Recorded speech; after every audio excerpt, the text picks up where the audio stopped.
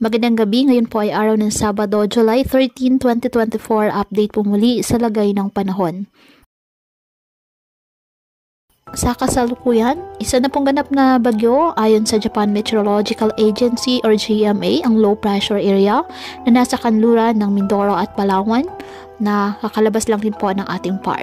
Patuloy itong maghahatak o mag-e-enhance ng habagat na magpapaulan sa western section ng Luzon, Visayas at Zamboanga. Ayon naman sa Pag-asa, isa pa lamang itong low pressure area, ngunit may posibilidad din na maging bagyo at ngunit hindi naman ito inaasahan na palapit sa ating bansa, kundi papalayo po ito ng ating area of responsibility. Ngunit maghahatak nga ito ng nasabing habagat kaya asahan pa rin ang mga pag-ulan sa mga apektadong lugar. Samantala, ang isa namang sama ng panahon sa silangan ng Mindanao na nasa dagat lamang ng Davao ay binabantayan pa rin at patuloy po na nagbibigay ng masamang panahon sa Eastern Visayas, Caraga Region at Eastern Mindanao. Posible naman itong malusaw sa mga susunod na oras dahil malapit ito sa lupa.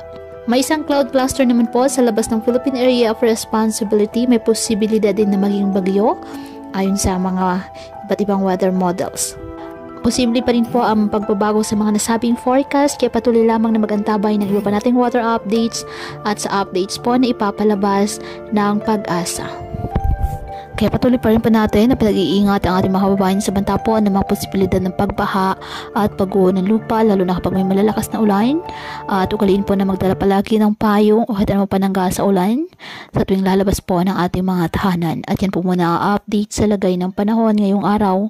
Muli patuloy po tayo na mag-ingat at palaging tandaan, God loves you. Stay safe and God bless.